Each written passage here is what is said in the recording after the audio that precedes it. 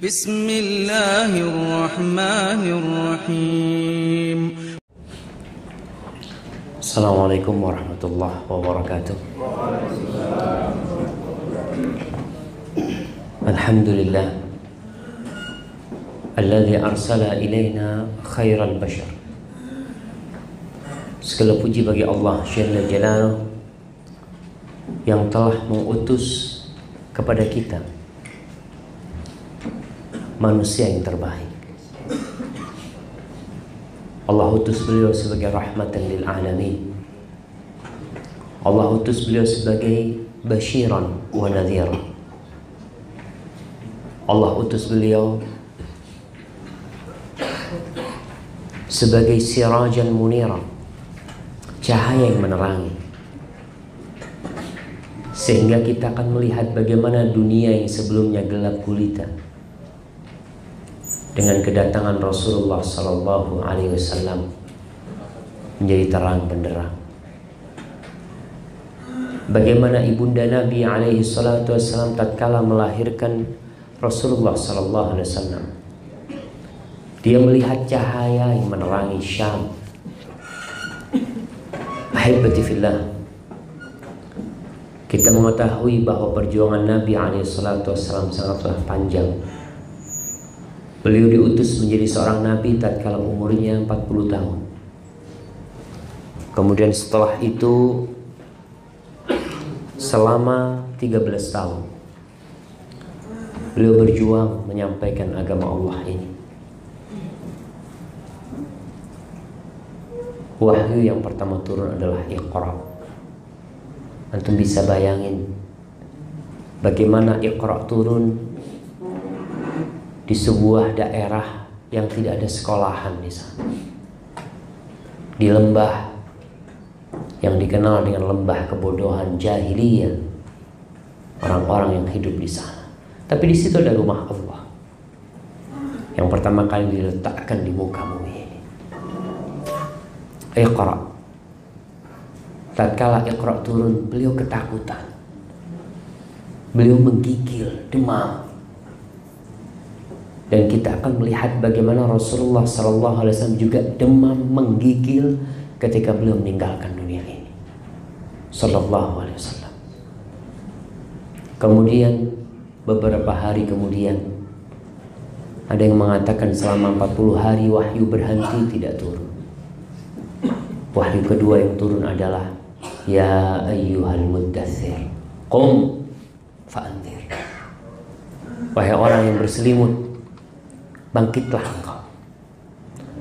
Sudah selesai masa kemalasan, masa berselimut yang menunjukkan orang itu sedang lelah, sedang capek, mungkin sedang malas.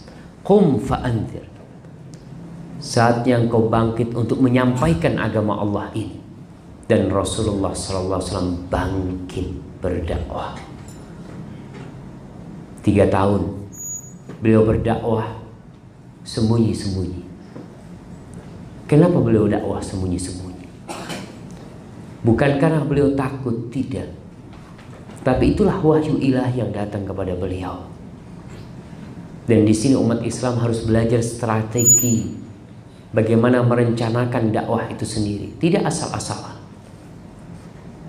Andai kata awal dakwah itu terang-terangan, tentunya embrio dakwah ini akan dibunuh oleh orang-orang kafir tatkala mereka jumlahnya masih sedikit dan belum berpegang teguh dengan agamanya. Iman belum merasuk dan bercampur dengan jantung mereka. 3 tahun tuh Nabi berkumpul dengan sahabat-sahabat yang baru masuk Islam. Di rumahnya siapa? Di rumahnya Al-Arqam ibn Abil Arqam. Kenapa beliau memilih rumahnya Al-Arqam ibn Abil Arqam? Dia adalah anak muda. Dan ketahuilah, pengikut Nabi rata-rata adalah anak muda. Yang tua-tua membangkang. Mereka sulit untuk meninggalkan tradisi mereka. Dan antum lihat umur Abu Bakar Siddiq ketika itu 38 tahun. Atau 37 tahun setengah. Umar bin Khattab 27 tahun. Utsman tidak jauh dari Abu Bakar Siddiq. Ali bin Abi Thalib, ya masih kecil sekali. Yang mengatakan umurnya 6 tahun sampai 8 tahun Ali bin Abi Thalib. Kemudian Sa'ad bin Abi Waqqas 17 tahun. Beliau berkumpul di rumahnya Al-Arqam bin Abil Arqam secara sembunyi-sembunyi. Dan Nabi memilih rumah Al-Arqam bin Abil Arqam. Ternyata rumah Al-Arqam bin Arqam ini berada di jantungnya musuh dakwah, Bani Makhzum, kampungnya Abu Jahal. Dan berada di sofa. Kita tahu sofa itu tempat yang ramai, sehingga orang tidak berpikiran bahwasanya Nabi Muhammad SAW akan berkumpul di tengah-tengah mereka. Tapi Nabi melakukan itu SAW. Setelah 3 tahun berdakwah secara sembunyi-sembunyi, Allah perintahkan untuk terang-terangan berdakwah. Fasda' bima tu'mar wa a'rid. Engkau terang-teranganlah dengan apa yang diperintahkan kepadamu, mengajak orang-orang kepada Allah. Dan itu terjadi setelah 3 tahun berdakwah sembunyi-sembunyi. Dan apa yang ditakutkan ternyata dirasakan oleh umat Islam. Kita jamaah nggak ada yang merasakan seperti yang dirasakan oleh sahabat-sahabat di awal Islam mereka. Siapa yang disiksa seperti disiksanya Bilal bin Rabah? Siapa yang dibakar punggungnya seperti dibakarnya Khabbab bin Arad? Siapa yang dibantai seperti dibantainya wanita yang bernama Sumayyah, ibunda Ammar bin Yasir? Demi apa mereka semua mendapatkan siksaan seperti demi la ilaha illallah? Kita sekarang yang sudah aman, kadangkala menjalankan Islam sesuai dengan yang diinginkan Nabi SAW berat. Iya berat Ustaz. Dan Nabi SAW menjelaskan akan datang tuh suatu masa, al-qabidu ala dinihi kal-qabid ala jamr. Orang yang berpegang teguh dengan agamanya seperti orang yang memegang bara api. Akan datang tuh. Dan mungkin sekarang zaman. Kemudian 13 tahun berdakwah ternyata menemukan jalan buntu. Akhirnya mereka hijrah. Hijrah pertama ke Habasyah 2 kali. Setelah itu Nabi hijrah ke Taif sallallahu alaihi wasallam. Setelah itu hijrah ke Madinah. Berdakwah selama 10 tahun di Madinah. Belajarlah dari peristiwa hijrah. Para ulama menjelaskan bahwasanya kita perlu belajar dari anak panah yang ditarik mundur ke belakang, tapi untuk melejit ke depan. Rasulullah SAW meninggalkan bumi yang paling dicintai Allah, meninggalkan Ka'bah Al-Mukarramah, Ka'bah Al-Musharrafah di kota Mekah Al-Mukarramah. Beliau ditarik mundur jauh selama 8 tahun kira-kira. Beliau ditarik mundur. Tapi kemudian melejitlah Islam dari kota Madinah dan balik ke Mekah sallallahu alaihi wasallam. Kemudian tahun ke-8 Hijriah terjadi penaklukan kota Mekah. Beliau berangkat tidak dalam kondisi pakai ihram, karena beliau berangkat perang. Kemudian setelah perang melawan Hawazin dari Hunain, beliau mampir di Ju'rana dan beliau berihram dari Ju'rana. Jemaah, ana mau tanya nih, sebelum kita lanjutkan, berapa kali Rasul sallallahu alaihi wasallam umrah? Dan sebutkan kapan aja. Soalnya kalau angkanya doang, tebak-tebakannya. Nah, iya, 4 kali sebutkan. Tahun 6, 7, 8, 9. Tahun ke-10 beliau haji bersama semua istrinya. Iya, berarti 5 kali. 6, 7, 8, 9 plus haji. Hajinya kan qiran. Haji qiran itu haji sama umroh. Berarti 5 kali. 6, 7, 8, 9. 10.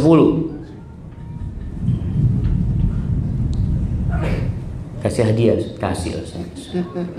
Nah, iya, tahun ke-6 Hijriah Rasul SAW berangkat umrah tapi nggak boleh masuk Mekah. Itu yang dikenal dengan Hudaybiyah. Beliau tahallul di sana. Tahallul. Kemudian setahun kemudian beliau balik ke Mekah atas perjanjian yang dibuat. Itu tahun ke-7 Hijriah. Kedua kali. Yang ketiga kali ketika Hudaybiyah, ketika Fathu Makkah dari Ju'rana, itu yang ketiga kali. Yang keempat ketika haji tahun ke-10. Karena tahun ke-9 Rasul SAW nggak berangkat ke Mekah. Tahun ke-9 Nabi SAW mengutus Abu Bakar dan Ali bin Abi Thalib untuk memimpin pelaksanaan haji pada tahun itu.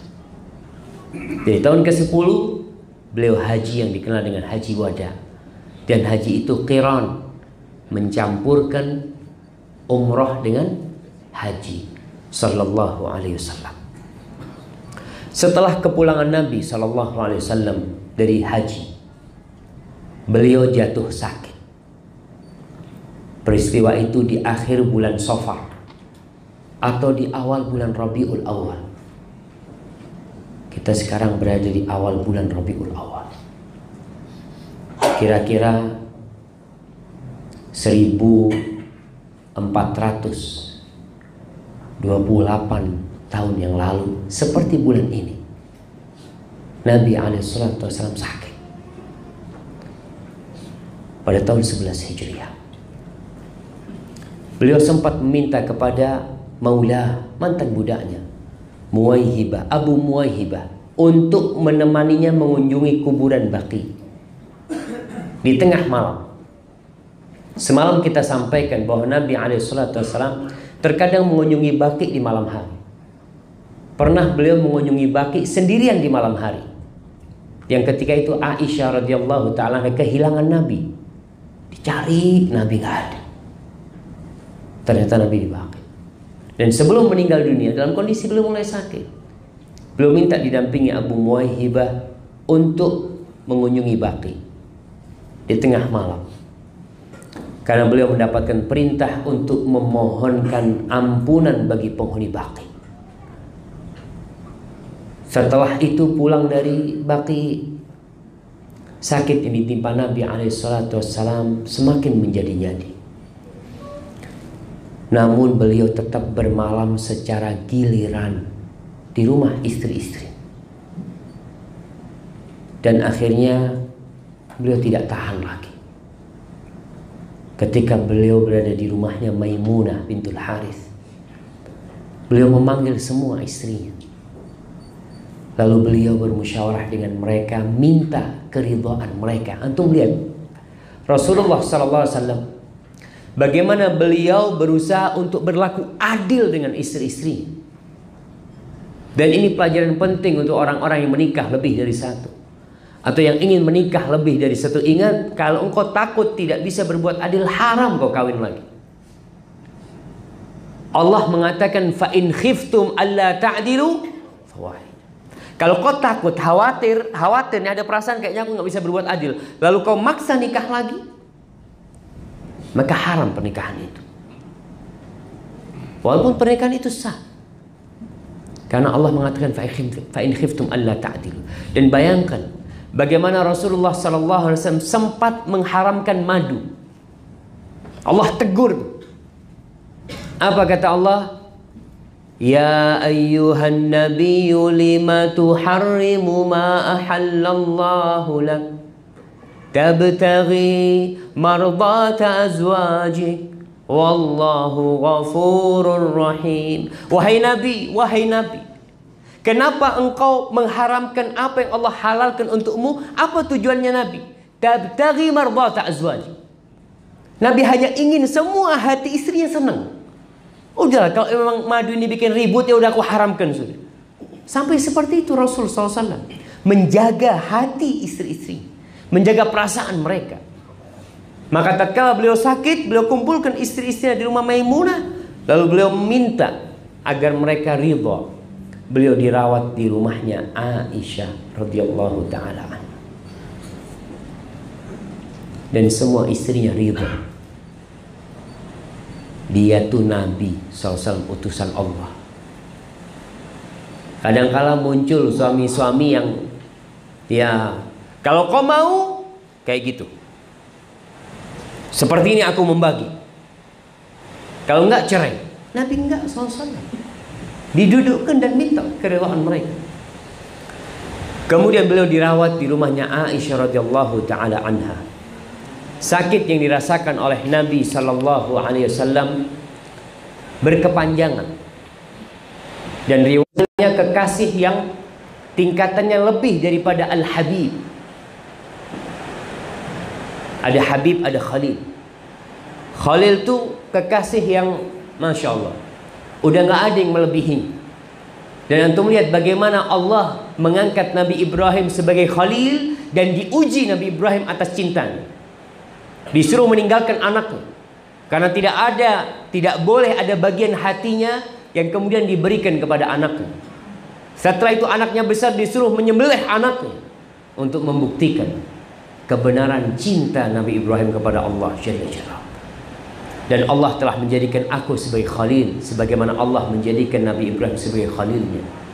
Andai kata aku menjadikan seorang dari umatku Khalil, maka Abu Bakar As-Siddiq.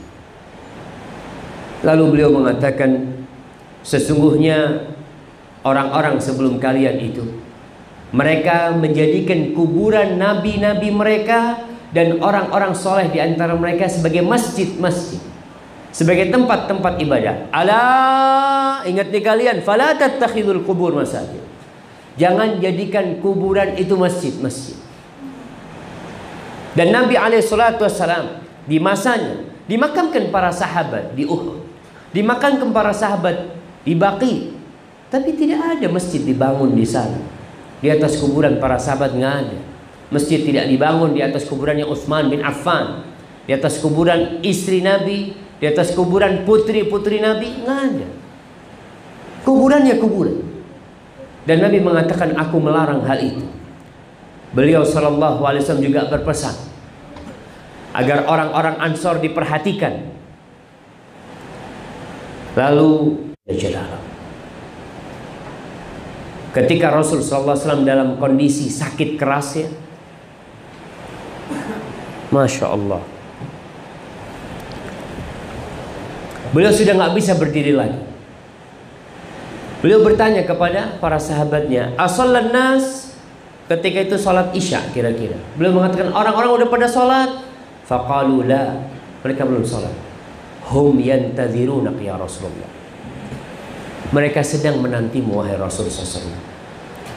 Lalu Nabi mengatakan sallallahu alaihi wasallam, da'u lima'an fil mikhdab, taruh buat aku air di tempat untuk nyelup baju atau apa. Lalu ditaruh air di situ. Dan Aisyah radhiyallahu ta'ala mengatakan, kami melakukan apa yang diminta oleh Nabi SAW. Dan Nabi mandi SAW dari wadah tersebut. Lalu beliau bangkit hendak menuju ke masjid. Kemudian beliau pingsan. Kemudian beliau siuman. Beliau bertanya lagi, asallan nas, apakah orang-orang sudah pada sholat? Faqalu la, belum. Hum yantadhirunak ya Rasulullah, mereka menantimu wahai Rasul SAW. Bayangkan bagaimana kecintaan para sahabat.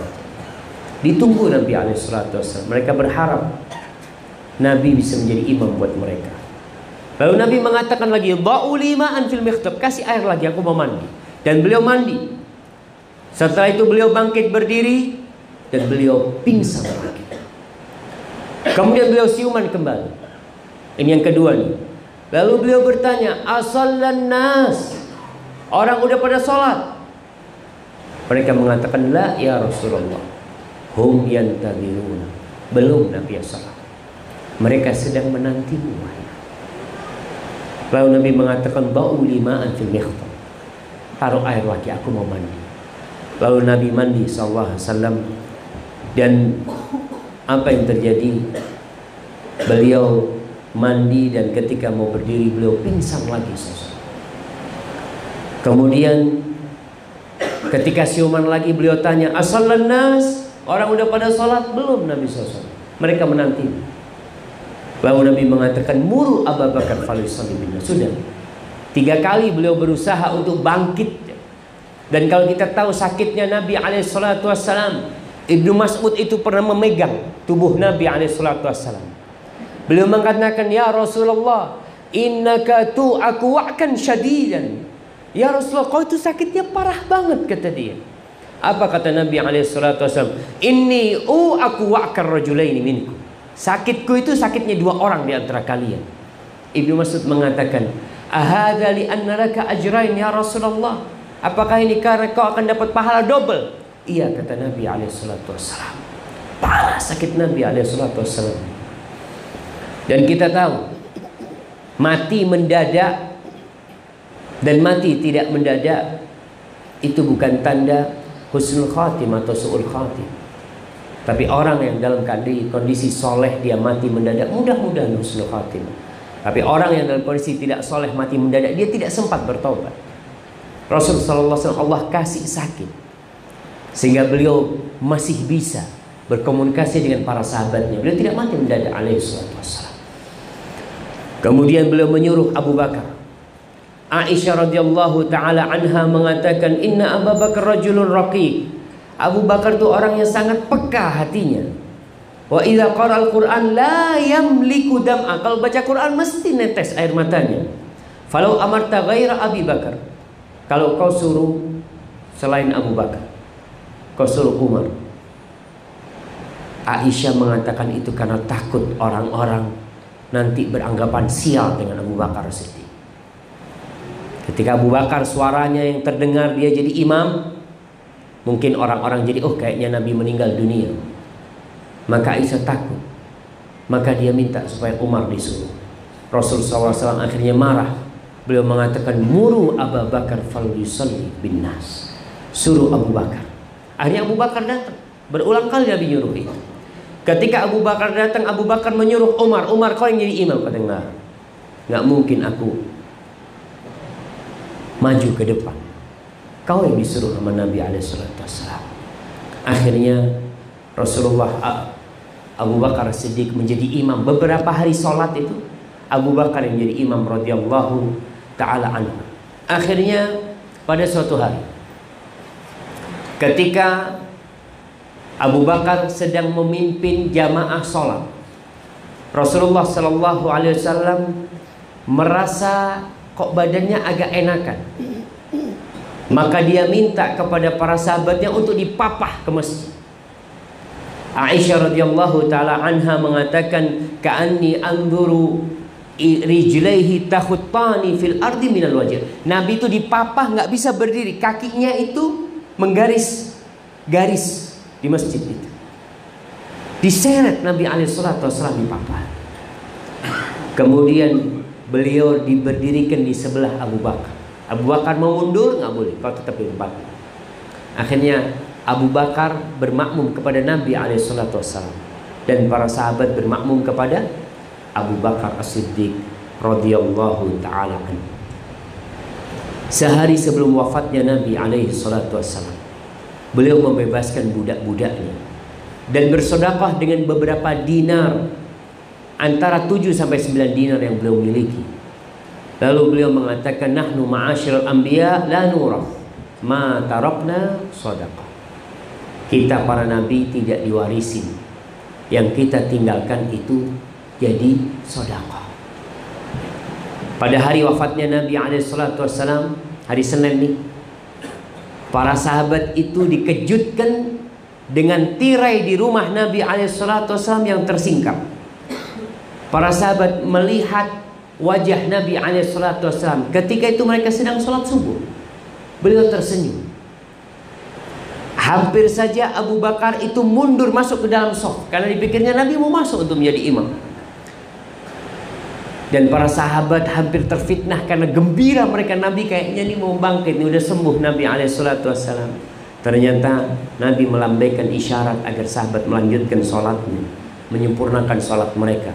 Kemudian beliau masuk ke dalam kamarnya dan menutup tirainya alaihissalam. Di hari itu, tepatnya di waktu duha, Rasulullah SAW hari Senin nih, tanggal 12 Rabiul Awal tahun 11 Hijriah. Rasulullah sallallahu alaihi wasallam memanggil putrinya yang bernama Fatimah binti Muhammadin radhiyallahu taala anha. Tak lama kemudian Fatimah datang. Rumahnya Fatimah ini nempel sama rumah Nabi alaihi salatu wasallam. Nempel. Bahkan dikatakan ada jendela yang menyambungkan antara rumah Nabi dengan rumah Fatimah sallallahu ala nabiyina wasallam. Fatimah datang. Aisyah menceritakan Fatimah datang berjalan seperti jalannya Rasulullah SAW. Persis. Kemudian ketika Nabi melihat Fatimah, beliau mengadakan marhaban kepada putrinya yang tercinta. Setelah itu disuruh duduk Fatimah di sebelah kanan Nabi atau di sebelah kiri. Lalu Nabi SAW berbisik sesuatu kepada Fatimah sehingga Fatimah menangis. Kemudian sekali lagi Rasul SAW berbisik kepada Fatimah dan Fatimah tertawa. Lalu Aisyah yang ada di sana ingin tahu, penasaran dengan apa yang dibisikkan. Maka Aisyah bertanya kepada Fatimah, apa yang membuatmu menangis? Fatimah mengatakan, nggak mungkin aku menebarkan rahasia Rasulullah SAW. Kemudian ketika Rasul SAW meninggal dunia, baru Fatimah bercerita bahwa bisikan pertama itu mengatakan Nabi SAW kalau beliau akan wafat di sakitnya itu. Jadi sakit itu tidak berakhir dengan kesembuhan, tidak. Sakit itu berakhir dengan kematian. Adapun bisikan yang kedua, Rasul SAW berbisik, kalau orang pertama dari keluarganya yang akan bergabung dengan beliau adalah Fatimah radhiyallahu taala anha. Dan betul, kira-kira 6 bulan setelah wafatnya Rasul sallallahu alaihi wasallam, Fatimah menjemput ayahandanya. Para jemaah, semua putri Nabi itu pahalanya ada di kitab Nabi alaihi salatu wasallam. Kenapa? Karena mereka meninggal sebelum Nabi meninggal. Artinya Nabi SAW bersabar dan bersedih tinggal mati dengan putri-putrinya. Kecuali Fatimah. Nabi SAW kematiannya ada dalam buku catatan kebaikan Fatimah. Karena dia bersabar ditinggal mati oleh ayahandanya yang tercinta.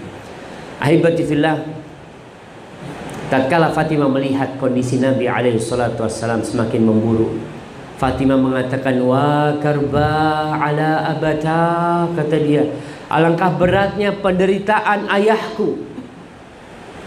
Dilihat tuh anak bagaimana penderitaan Rasulullah sallallahu alaihi wasallam. Lalu Nabi mengatakan kepada Fatimah sallallahu alaihi wasallam, laisa ala abika karbun ba'dal yaum. Fatimah, tidak ada penderitaan atas ayahmu setelah hari ini. Ini hari terakhir ayahmu menderita.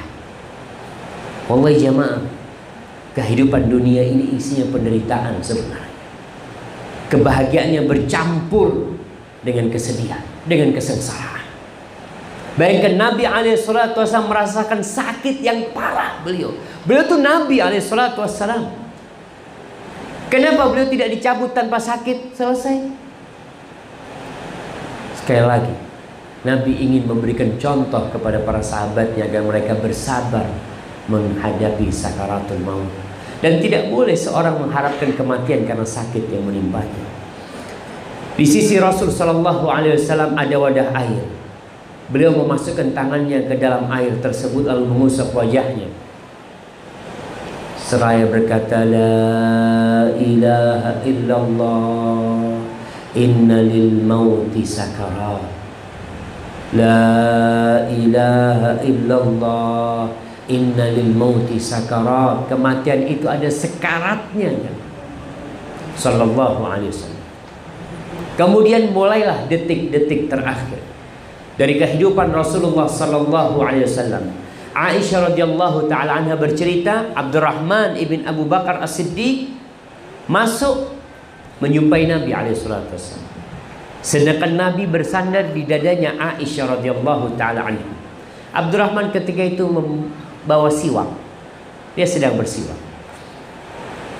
Dan Rasulullah SAW memandang kepada siwak. Beliau ngomong udah susah, sampai berat akhirnya beliau berbicara. Beliau melihat Abdurrahman bersiwak, Aisyah melihat pandangan Rasul SAW kepada siwak itu. Lalu beliau bertanya kepada Nabi SAW, kau mau aku ambilkan siwak itu? Nabi mengatakan iya.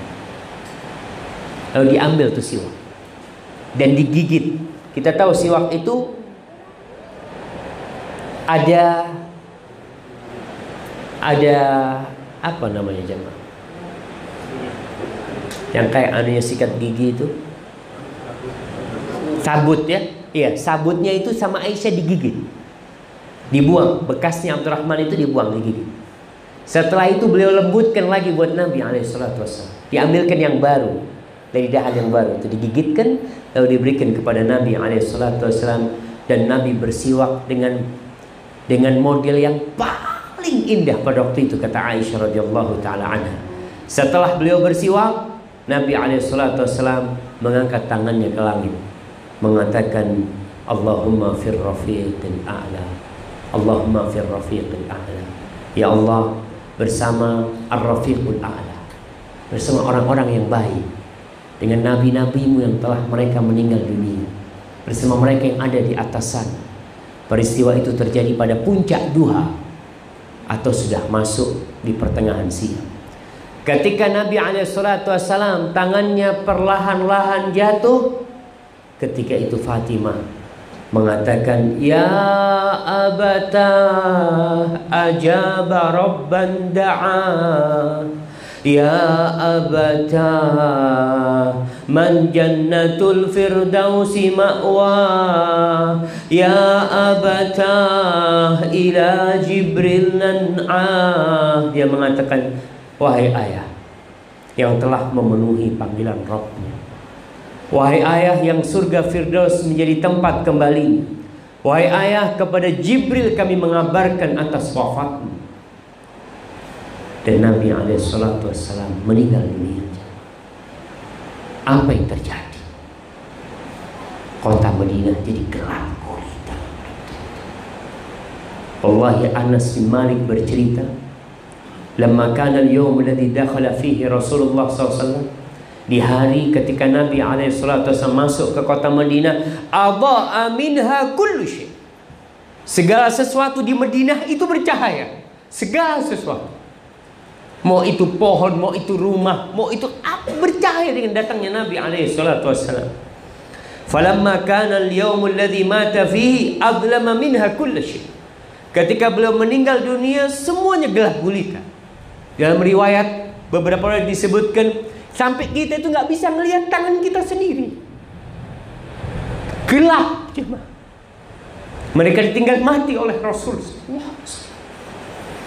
Apa kata Anas? Wa ma nafatna an Rasulillah sallallahu alaihi wasallam al-aidi wa inna la fi dafnihi hatta ankarna khul. Kita kok masih nggak percaya Nabi udah meninggal dunia. Kita meniupin tangan kita habis menguburkan Nabi alaihi salatu wassalam. Kita masih nggak percaya.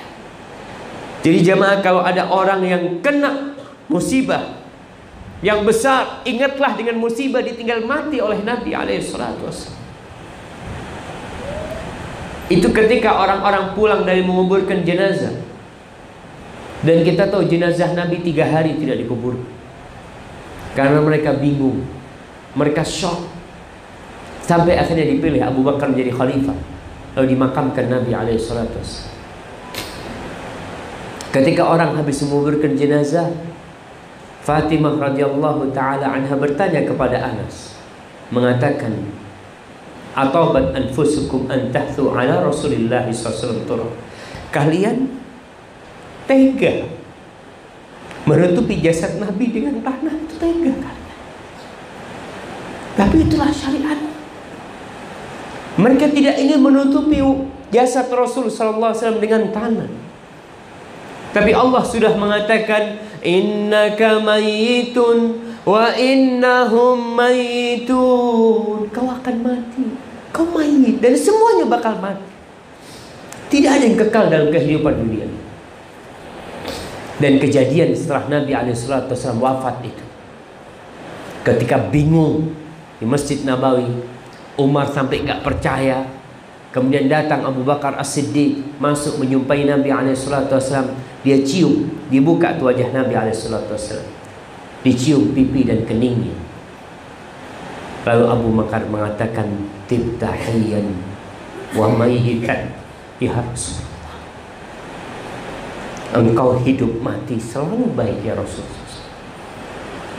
Lalu mengatakan Abu Bakar, man kana ya'budu Muhammadan fa inna Muhammadan qad mat, wa man kana ya'budu Allah fa inna Allah hayyun la yamut.